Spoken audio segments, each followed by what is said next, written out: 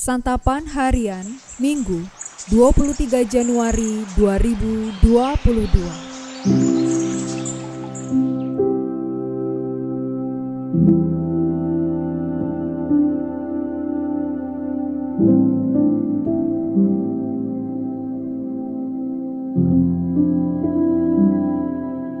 Inilah program Santapan Harian, sebuah program yang mengajak Anda menelusuri isi Alkitab, agar Anda menemukan makna firman Tuhan sesuai dengan konteksnya.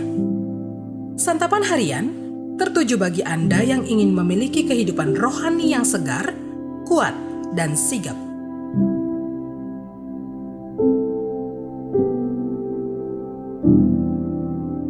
Hari ini kita akan membaca Yeremia pasalnya yang ketiga, ayatnya yang ke-14 hingga pasalnya yang keempat, ayatnya yang keempat. Namun sebelumnya, mari kita berdoa. Saat ini kami hendak merenungkan sabda-Mu. Ya firman yang hidup, sertailah kami di dalam perenungan ini. Dalam Kristus Yesus kami memohon. Amin.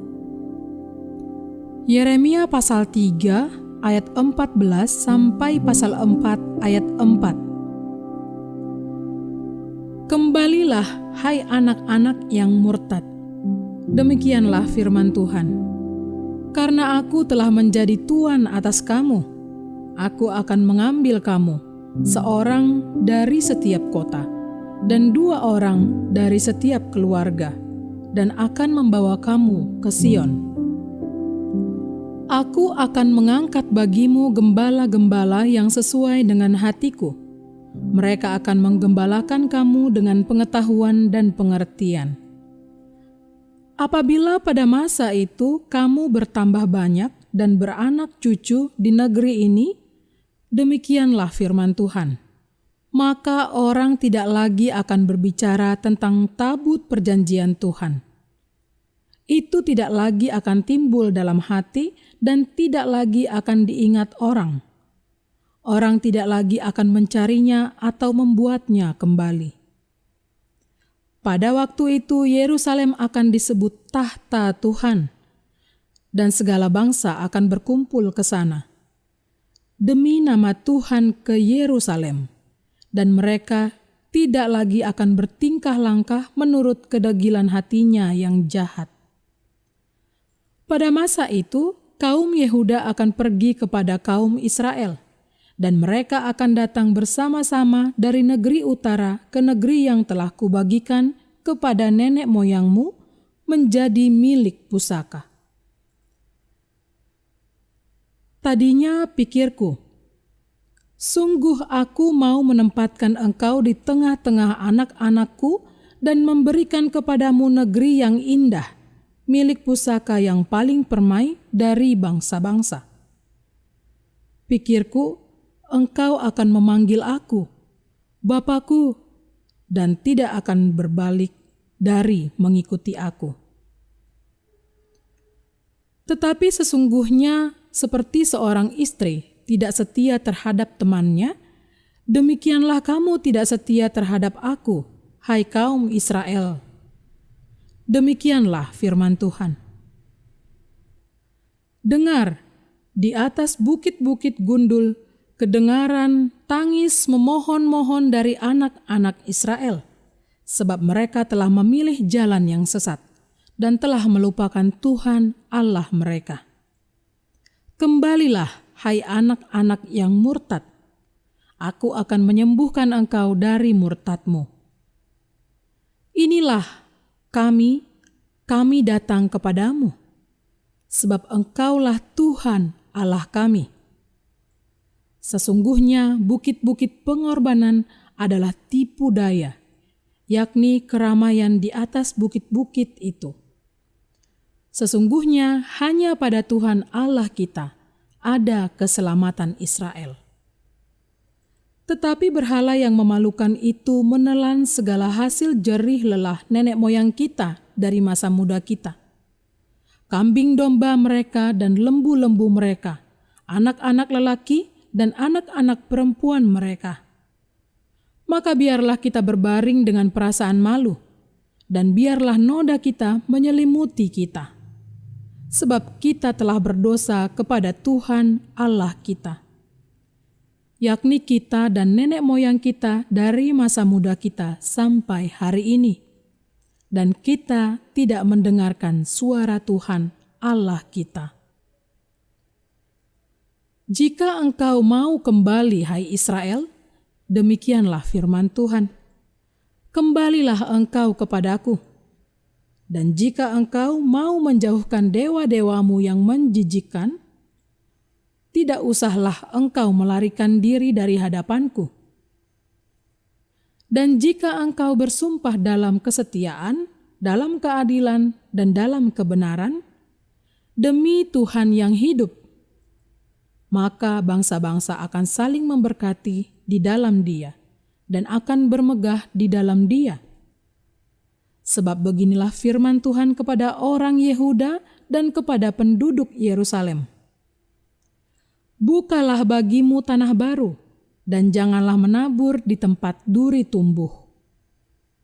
Sunatlah dirimu bagi Tuhan, dan jauhkanlah kulit katan hatimu, hai orang Yehuda dan penduduk Yerusalem, supaya jangan murkaku mengamuk seperti api dan menyala-nyala dengan tidak ada yang memadamkan, oleh karena perbuatan-perbuatanmu yang jahat.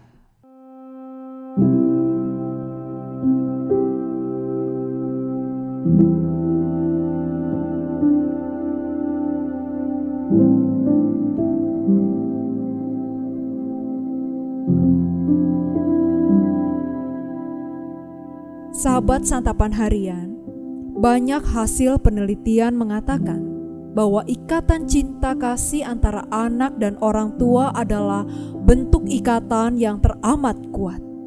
Lantas, bagaimana jika kita dengar dalam kitab suci bahwa sesungguhnya Allah juga memposisikan manusia sebagai anaknya? Dapat kita bayangkan sebuah relasi yang dekat antara Allah sebagai Bapa dan kita sebagai anak-anaknya.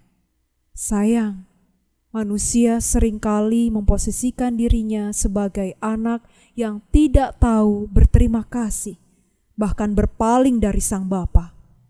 Lantas, bagaimana sikap sang Bapa menanggapi pemberontakan anak-anaknya? Melalui nubuatan Nabi Yeremia, kita melihat kegeraman Allah atas ketidaksetiaan manusia. Ketidaksetiaan itu digambarkan layaknya istri yang tidak setia atau anak yang memberontak. Konsekuensi atas perbuatan tersebut adalah penghukuman Allah. Namun di balik itu semua ada kemurahan hati Allah yang membangkitkan kehidupan. Allah menampilkan kemurahan hatinya. Dia menyampaikan kerinduannya agar anak-anaknya kembali setia. Allah memanggil umat Israel dengan panggilan anak-anak murtad. Istilah murtad merujuk kepada seseorang yang berbelok arah dari jalan yang seharusnya. Mereka akan dikembalikan ke Sion untuk membangun kembali kehidupan di tanah yang telah dijanjikan Allah. Artinya, Allah menjanjikan pemulihan asalkan mereka bersedia bertobat dan kembali kepadanya. Proses pertobatan membutuhkan kerja keras dan komitmen. Allah menginginkan umat Israel sungguh-sungguh serius meninggalkan cara hidup mereka yang lama. Bukit-bukit pengorbanan tempat mereka menyembah Baal adalah kesia-siaan. Hanya Allah sumber keselamatan, bukan yang lain. Dalam Tuhan ada pembaruan kehidupan. Hidup baru mendatangkan berkat bagi orang di sekitar kita. Panggilan pembaruan kehidupan dari Allah juga menyapa kita semua. Dia senantiasa mengetuk hati kita masing-masing, bahkan dengan kesabaran yang panjang, agar kita kembali kepadanya. Bertobatlah dan perbaruilah hidup kita di dalamnya. Mari kita berdoa. Tuhan, Engkau mengetuk hati kami. kami dengar, kami buka, kami bersembah, kami bersedia untuk Engkau perbaharui. Di dalam kasih-Mu kami bertelut. Amin.